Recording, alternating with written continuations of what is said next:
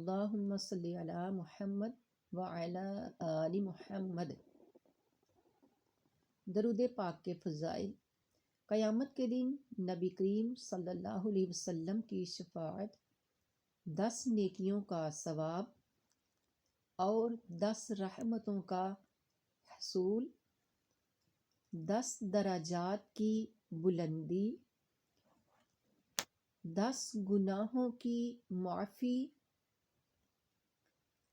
حاجتوں کا پورا ہو جانا، یہ ان کے لیے ہے جو نبی پاک صلی اللہ علیہ وسلم پر ہر وقت درود شریف پڑھتے رہتے ہیں۔